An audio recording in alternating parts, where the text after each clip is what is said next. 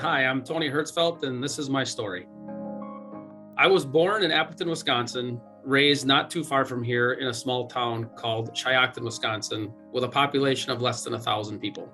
I have been with Dixon for over 20 years. I started before I had my driver's license, cutting grass and putting up cubicles that a lot of the people here in the Appleton facility are probably sitting in. Now I am the director of supply chain and responsible for intercompany purchases from the other FILA companies. Working within supply chain, we really need to identify, raw materials. Where do we get them from? Where would we buy them from?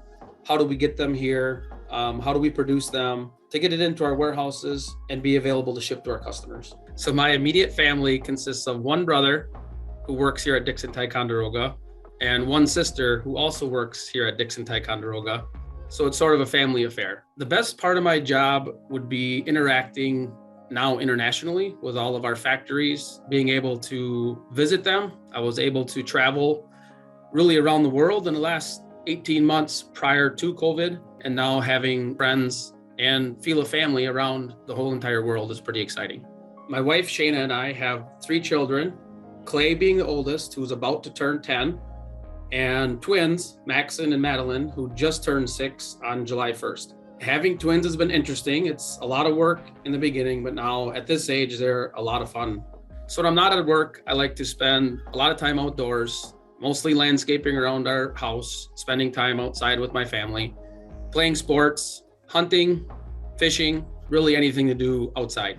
Getting a job here at 15, I was working for the family at the time, and one of the family members would drive to my small town in Shiocton to pick me up and bring me to cut grass and work in the office, moving boxes, putting up cubicles, sorting through papers. A lot of the miscellaneous tasks that needed to be done were done by me. From cutting grass to supply chain, I held a number of different jobs here. Spending time here, over the last 20 years, you see a lot of interesting things. One thing that we've done, and I'd have to look back at our track record here, but we do have a time capsule here that we started. I don't know when the expiration date is coming up for us, but I'd like to get that out and see what everybody put in there.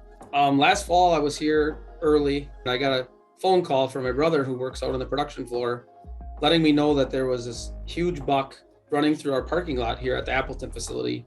So I ran outside and got a video of it and shared it with a whole bunch of people that I know that were out hunting in the woods, chasing after these beautiful creatures. And here we have one standing right in our parking lot, looking out at one of our dock doors. Yeah, one of the funniest, goofiest stories here at Dixon would probably be our lottery club here won $1 million. We were one number away from a bigger jackpot, but all of us, 26 of us in total, split $1 million. With my share, I ended up building a second garage for our house.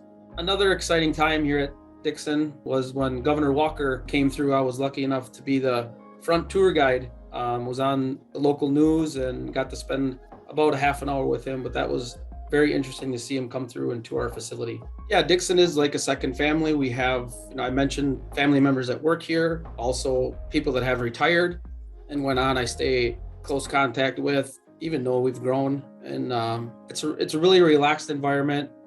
People are more comfortable, and when they're in that type of environment, I feel that we're more productive. So over time, Dixon Ticonderoga has grown. When I first started, we had 60 employees in the factory here in the Appleton facility. Now we have several factories around just the Fox cities, not to mention around the world. One of the best part of my jobs is trying to identify, overstocks, excess stocks that we can provide to kids in need who we've been partnering with and able to donate and get our goods that may not be usable or sellable to kids in need and people that can use them. And I'm proud to say since last September, we've donated over $2 million in supplies.